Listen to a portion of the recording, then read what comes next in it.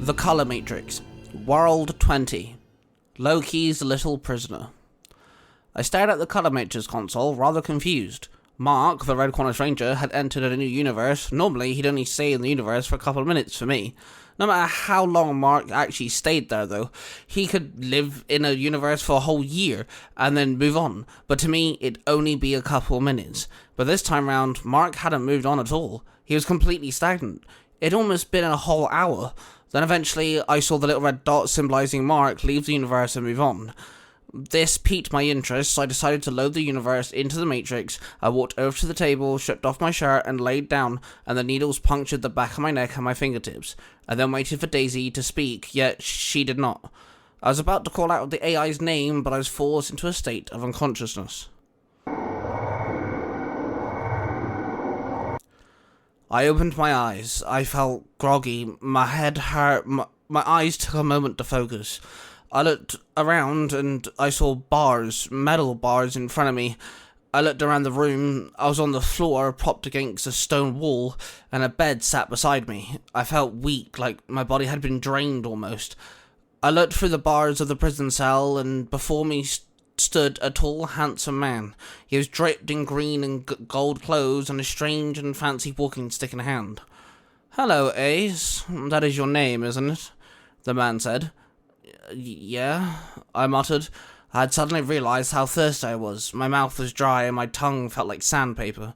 Now here's the thing, Ace. I have walked through the multiverse many times.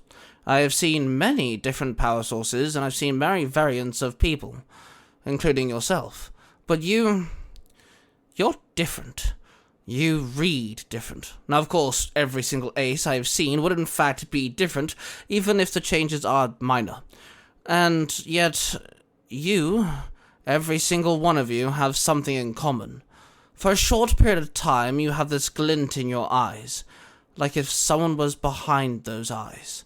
Like if there was more to you, and I want to know what's going on, the man explained. Wait, is that why I'm here? You want information? I questioned. Yes, I always get what I want, the man sneered. I have no idea what you're talking about. I don't even know who you are, I growled. My name is Loki. I'm the god of mischief, and you, Ace, are not going anywhere till I find out what I want to know, the man hissed. Then he turned around, faded away as he did, disappearing from sight. I tried to call out to him, but I could barely move. I was numb and tingly. Was he truly the god of mischief, I thought to myself? I managed to drag myself over to the bed, and with the very little strength I had, I managed to hoist myself up onto the bed itself, and I laid down. It was extremely uncomfortable, but it did well enough. I dozed off to sleep. My mind started off black and empty, nothing, and then my memory started flooding back to me. I was fighting a strange monster known as an orc, an eel-themed monster who ate electricity and dispersed it into lightning attacks. My team and I had to fight off the foot soldiers known as putreds first.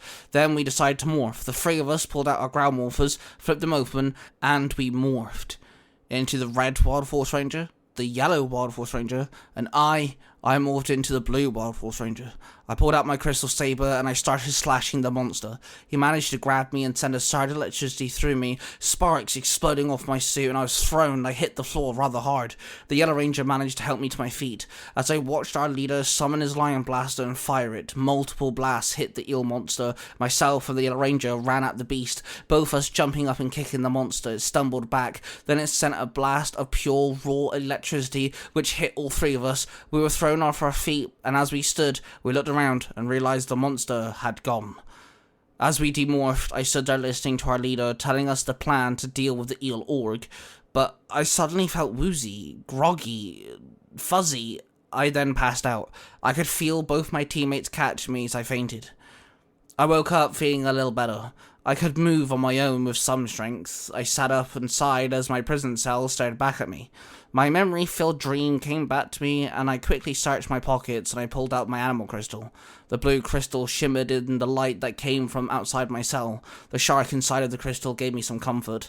I stood and walked around my cell. My muscles argued back at me, as the basic motion of taking a step had not happened in a few days, and the instant motion woke up all my nerve endings in my legs. Loki suddenly appeared in front of my cell. Are you ready to explain yourself, Ace? He asked. I have no idea what you're talking about. You're making no sense, I argued with him. Your eyes right now do not belong to you. Someone else is there. My first thought were maybe you're possessed. Maybe you're supernatural. Maybe it's something like a Jinjuriki or a host of some kind. Maybe it's a remnant of chaos magic or the Force. But no, it's nothing of the sort. I am confused, and I do not like being in the realm of the unknown. I want to know, Ace, who is behind your eyes? Who's watching me talk to you? Loki ordered. I stood there not knowing what on earth Loki was talking about. My mouth hung open, ready to argue, but no words actually came out. Loki stared at me, waiting. Then his posture changed. He stood tall and smiled at me. Tomorrow, if you're not willing to answer me, I will find out by different methods, Loki threatened, and once again he faded away. I paced my cell over and over again, trying to figure out what on earth the God of Mischief was talking about.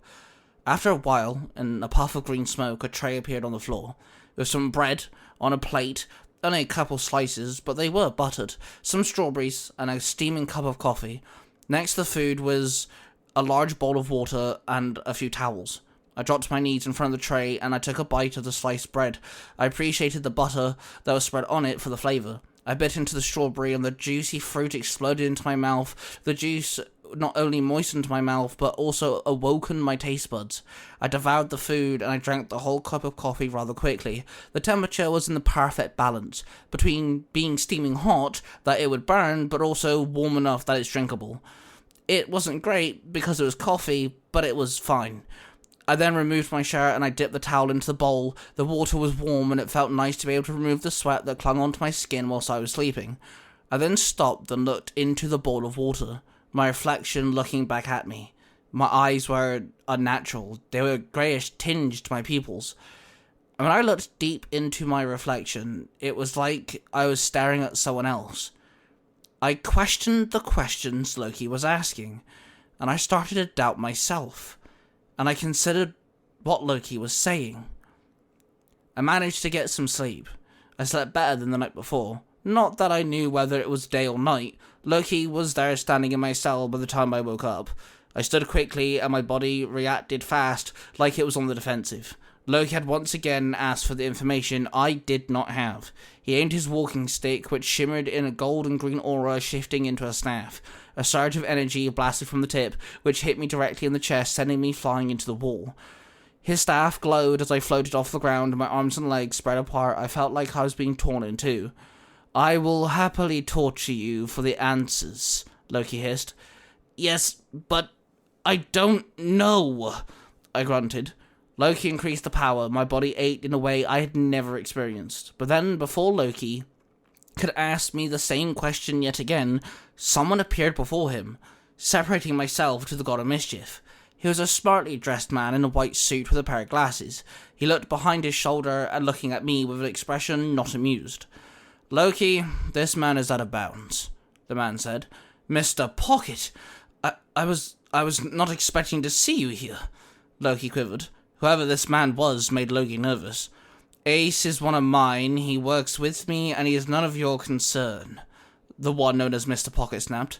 I am sorry, Loki bowed. Send this one back to wherever he came from, and carry on working on the Red Cornish Ranger. He's about to land in your lap, so be prepared, Mr. Pocket hissed. Then there was a white light that engulfed the prison cell. I opened my eyes, and I was laying on the bed on the animarium. Princess Shayla ran over to me, her face painted with worry. Before she could speak, everything went dark.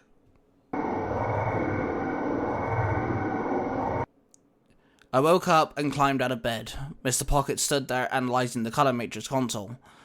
I stood and walked over to him as I put my shirt back on. I apologise for Loki. He's an animal, Mr. Pocket said without breaking his gaze. It's fine, I muttered. You have to be more careful, Ace. Eventually, someone more calculated, more experienced, and more dangerous will find you. One version of you, and I won't be able to bail you out next time, Mr. Pocket told me. Yeah, I get it, I hissed.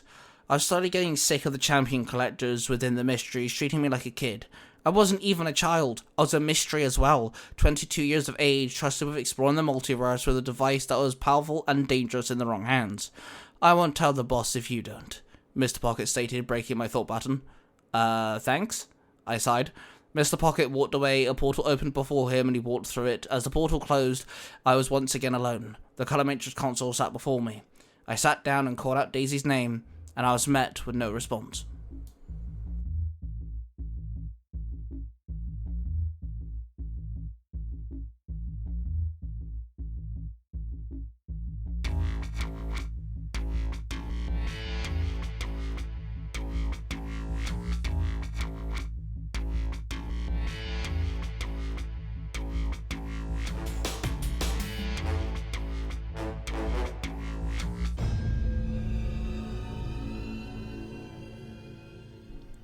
What you have just listened to is a product created by the Three Ranger Bros Studio. Hosted by three cosplaying fathers who happen to be massive geeks of all sorts of fandoms. They are Mark, the Red Cornish Ranger, Cosplay Dude 637, and Ty Tiger. The studio covers different types of YouTube videos, TikToks, podcasts, and live streams. If you wish to find out who cosplays who, the YouTube channel, the TikTok accounts, and the podcasts, and all of the other social media platforms, please go to the 3rangerbrostudios.com.